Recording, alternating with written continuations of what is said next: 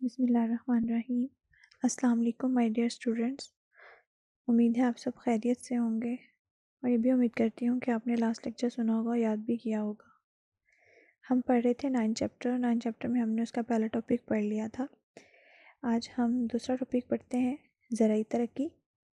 زرعی ترقی پر ہی ہماری معیشت ہے، جس کی وجہ سے ہمارا ملک ترقی کرتا ہے۔ ہمارے ملک کی ترقی کا انحصار زراعت پر ہے۔ تقریباً 70% آبادی زراعت سے جڑی ہوئی ہے، جو ڈائریکٹ یا انڈائریکٹ ان کی ترقی کا تعلق یا فروغ کس سے ہے؟ زراعت سے ہی ہے۔ ہم جو دوسرے ملکوں میں ایکسپورٹ کرتے ہیں، اس کا بڑا حصہ زراعت پر ہے۔ زراعت بہتر ہوگی تو ہماری ایکسپورٹ بھی کیا ہوگی؟ بہتر ہوگی۔ اگر زراعت بہتر نہیں ہوگی تو کیا ہے؟ اس میں ہماری ایکسپورٹ بھی بہتر نہیں ہوگی۔ اگر معیشت بھی ہماری بہتر نہیں ہوئی تو کیا ہے کہ ہماری برآمدات بھی بہتر نہیں ہوں گی۔ ہماری برآمدات میں جو بیسکس چیزیں ہیں وہ ہیں سوتی کپڑا، چاول، چینی، آٹا، گھی اور خوردنی تیل۔ خوردنی تیل سے مراد ایسی فصلیں جن سے تیل نکلتا ہے، اسی پر ہماری برآمدات انحصار کرتی ہے۔ خوردنی تیل میں ہم مثال کے طور پر اگر دیکھیں تو سورج مکھی اور اس کے ساتھ سرسوں، اور مگر دیکھیں زرعی ملک ہونے کے باوجود ہم عدم کفالت کا شکار ہیں۔ یعنی زرعی ملک ہے لیکن ہم اپنی ہی عوام کی ضرورت پوری نہیں کر پاتے۔ یہی وجہ ہے کہ ہم اب آج تک اپنی معیشت کو بہتر نہیں کر پا رہے۔ ہونا تو یہ چاہیے تھا کہ ہم اپنی زرعی جو ہے زراعت، اس کو وافر امداد مہیا کریں، جس کی وجہ سے ہماری معیشت بھی بہتر ہو اور ہم اس پر زیادہ کام کریں تاکہ ہم خوشحال ہو سکیں۔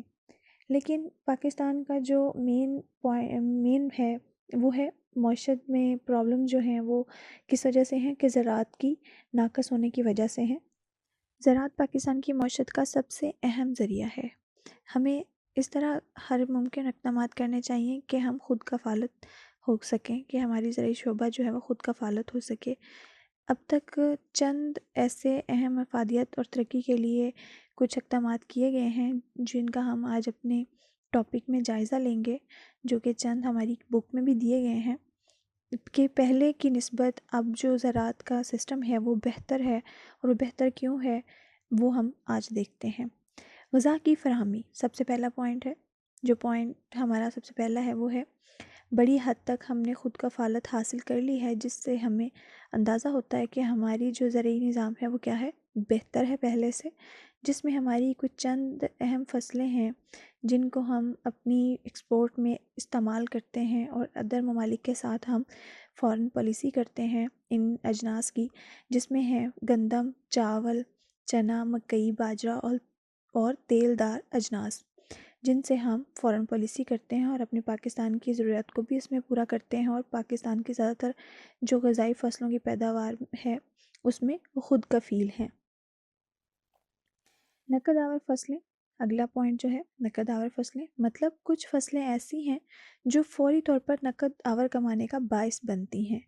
یہ وہ فصلیں ہیں جن میں ہم نقد زر مبادلہ کما سکتے ہیں۔ ہمارے پاکستان میں 3 ایسی فصلیں ہیں جن کے بلبوتے پر ہم فوری طور پر کما سکتے ہیں، مطلب کپاس ہے، گنا ہے، تمباکو ہے۔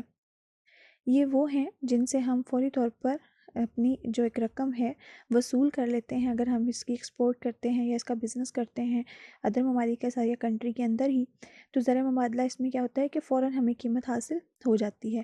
لیکن اس کے ساتھ ساتھ یہ ہماری اہم صنعتی خام مال بھی ہیں، کیونکہ اس پر کپاس اچھی اگر ہوگی تو کپڑا بھی اچھا ہوگا، گنا اچھا ہوگا تو چینی بھی ہماری کنٹری میں مہیا ہوگی اور اچھی ہوگی، تمباکو اچھا ہوگا تو سگریٹ وغیرہ کی صنعتیں بھی اس پر انحصار کریں گی۔ اس کے ساتھ ہمارا تیسرا پوائنٹ ہے پھل اور میوہ جات۔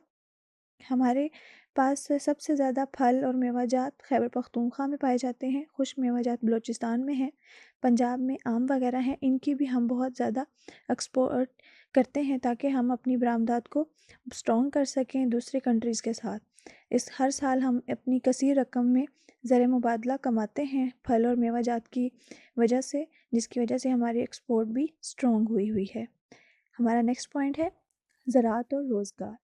زراعت اور روزگار میں بار بار عرض کر رہی ہوں کہ ہماری اکثریتی آبادی زراعت سے جڑی ہوئی ہے، مطلب کوئی بھی اگر کام ہے تو وہ کیا ہے؟ زراعت سے ہی ہے۔ ہماری تقریباً 70% آبادی ایسی ہے جو زراعت سے جڑی ہوئی ہے۔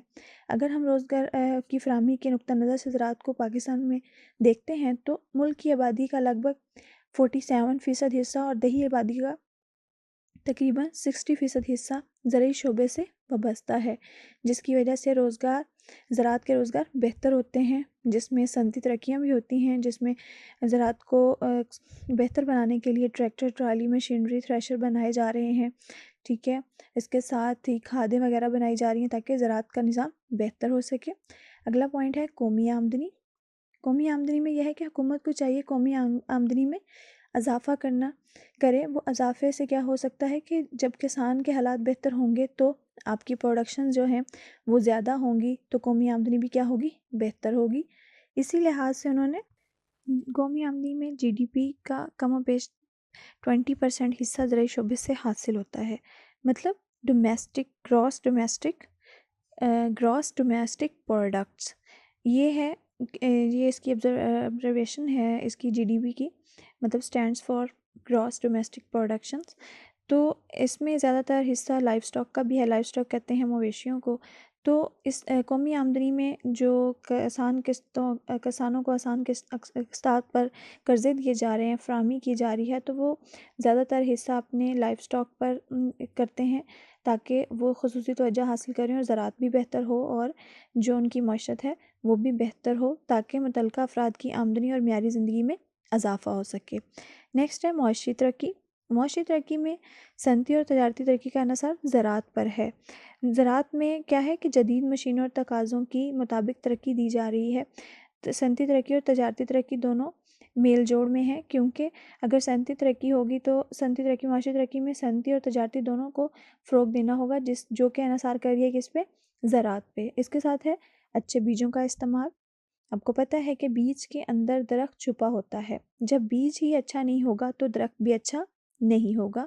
اس لیے زراعت کو بہتر کرنے کے لیے ہمیں چاہیے کہ ہم اپنے بیجوں کا جو استعمال کرتے ہیں اپنی زراعت میں، اسے ہم اچھا استعمال کریں، ایسا بیج استعمال کریں جس سے ہمیں فی ایکڑ کے طور پر بہت زیادہ جو زراعت ہم کاشت کریں تو اس میں ہمیں فصلیں زیادہ حاصل ہوں تاکہ ہماری جو معیشت ہے وہ بہتر ہو سکے۔ اس لیے اچھے اور معیاری اور بہتر پیداوار دینے والوں بیجوں کی فراہمی کی جائے اور اس کے لیے ممکن اقدامات کیے جائیں۔ اس کے ساتھ ہے آبپاشی کا نظام۔ ہمارا جو 8واں پوائنٹ ہے وہ ہے آبپاشی کا نظام۔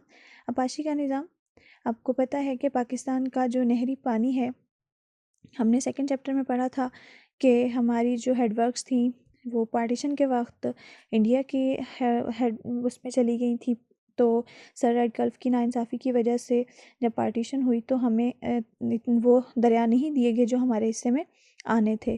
لیکن کیا ہوا کہ ہمیں تقسیم ہوئی، اور 1960 میں جب عالمی بینک نے تقسیم کی تو اس پر ہمیں 3 دریا دیے گئے، جس سے ہم نے کچھ مزید ڈیم بنائے، اس کے ساتھ ہم نے لنک کینال بنائی، پھر آگے چھوٹے چھوٹے ندی نالے کھالے بنائے تاکہ ہمارا جو آبپاشی کا نظام ہے وہ کیا ہو سکے؟ بہتر ہو سکے۔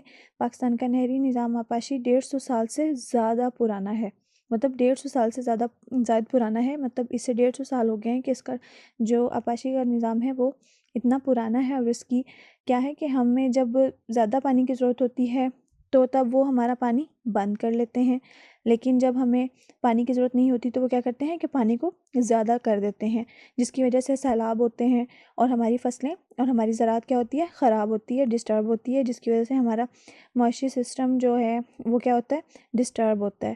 لیکن ایسا تب ہوتا ہے کہ لیکن ہم نے اس پر بہت زیادہ کام کیا، ورک کیا تاکہ ہم اپنے آبپاشی نظام کو بہتر کر سکیں، اور بہت سارے ناہموار کھیتوں کے لیے لیزر ٹیکنالوجی کا استعمال کیا، پانی کے کم وسائل سے بہتر استفادہ کرنے کے لیے سپر کرنل اور ڈراپس جیسے منصوبہ کیا کیے ہیں؟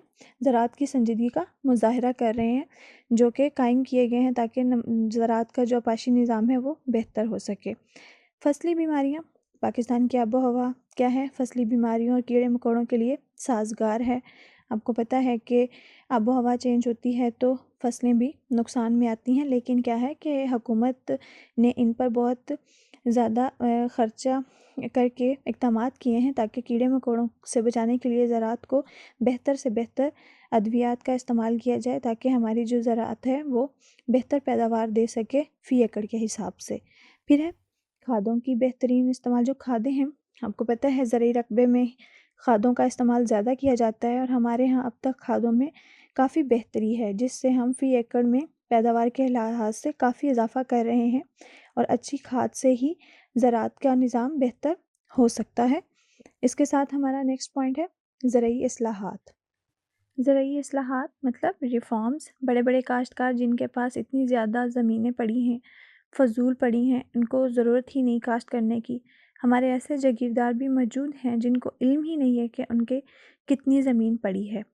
ہمیں ان کیا ہے کہ ان کی وہ پڑی ہوئی زمین ضائع ہو رہی ہے۔ ضرورت اس بات کی ہے کہ جاگیردار کے نظام کو کیا جائے، ختم کیا جائے، لیکن اس پر کام ایز سچ نہیں ہو پا رہا جیسا کہ ہونا چاہیے تھا۔ شروع سے ہی پارٹیشن کے وقت بھی ایسا نہیں ہوا، لیکن کیا ہے کہ انڈیا میں ایسا ضرور ہوا تھا۔ انہوں نے بڑے بڑے جاگیرداروں سے زمین چھین لی گئی تھی اور چھوٹے کاشتکاروں میں تقسیم کر دی گئی تھی، جس کی وجہ سے ان کی معیشت بہتر ہو سکی۔ لیکن پاکستان میں زرعی اصلاحات ویسے اصلاحات ویسے نہیں ہیں جیسے کہ ہونے چاہیے تھے۔ ضرورت اس بات کی تھی کہ جس کے پاس زیادہ رقبہ ہے ان سے لے کر ان کو دیا جائے جن کے پاس نہیں ہے، تاکہ زرعی رقبہ معیشت کے لیے بہتر ہو سکے اور ہماری معیشت کیا ہے، بہتر ہو سکے۔ اس اصلاحات کے لیے 1959 میں ایوب خان نے بھی ریفارمز کروائی تھیں، اور 1972 میں بھٹو نے بھی کروائیں زرعی اصلاحات کے مطابق، اور 1977 میں جنرل ضیاء حق نے بھی کروائیں، لیکن کیا ہے کہ ایسا عمل نہیں ہو پایا جیسا کہ ہونا چاہیے تھا۔ نیکسٹ پوائنٹ ہے ہمارا پختہ سڑکیں۔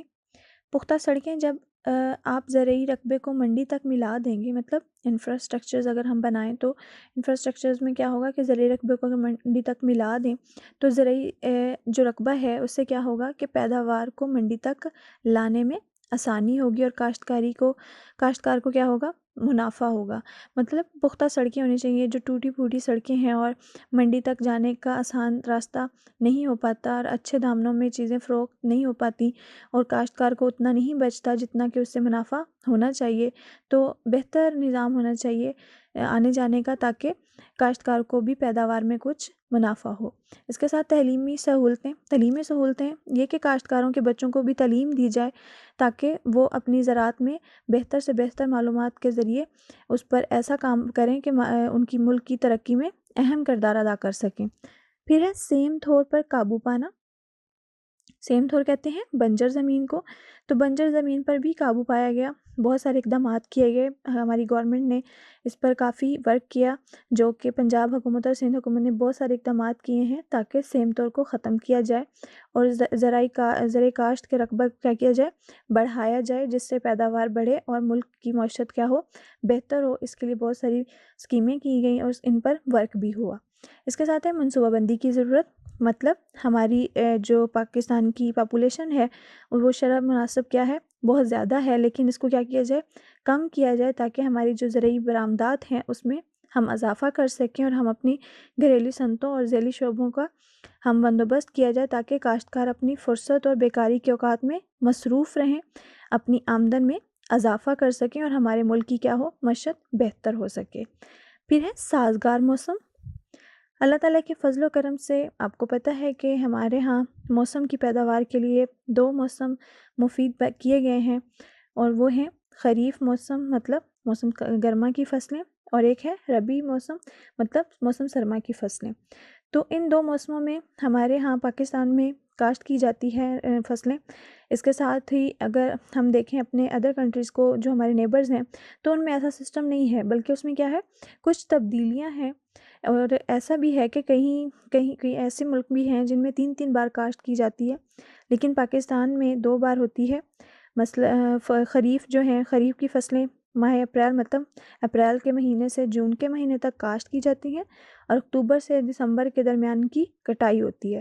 لیکن جو کپاس ہے اس کی کٹائی نہیں ہوتی، بلکہ اس کی کیا ہوتی ہے، چنائی ہوتی ہے۔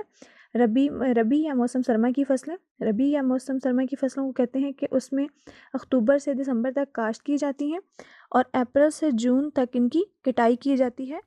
گندم، چنا، موسم سرما کی جو فصلیں ہیں اس میں گندم، چنا، جو تمباکو، برسیم وہ جو بھینسوں کے لیے چارے کے طور پہ استعمال ہوتی ہے، تیل دار جناس جیسے سرسوں، مکئی، سورج مکھی، تو یہ کیا ہے؟ یہ فصلیں ربی ہیں اور یہ اس موسم سرما میں کاشت کی جاتی ہیں اور ان کی جو کٹائی ہے وہ اپریل اور جون تک ہوتی ہے۔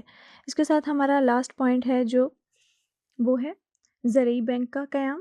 زرعی بینک کا قیام میں کیا ہے کہ زرعی بینک، حکومت نے زرعی ترقیاتی بینک قائم کیے ہیں تاکہ آسان قسطوں پر کسانوں کو کیا دیا جائے، لون دیے جائیں تاکہ وہ اپنے قرضے کے طور پر ان کو حاصل کریں اور اس پر وہ اپنی زراعت پر ورک کریں جس سے وہ معیشت بہتر کر سکیں۔ مطلب کسانوں کو بہتر بیج دیے جائیں، کھادیں، زرعی مشینیں، آلات وغیرہ میں مدد دی جائے۔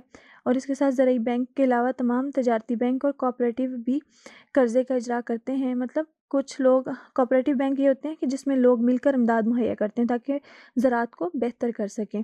زراعت کا نظام بہتر ہوگا تو ہماری معیشت بھی بہتر ہوگی، جس کی وجہ سے ہمارے ملک میں معیشت کی اچھے ہونے سے ہمارے ملک ترقی کی راہ پر گامزن ہوگا۔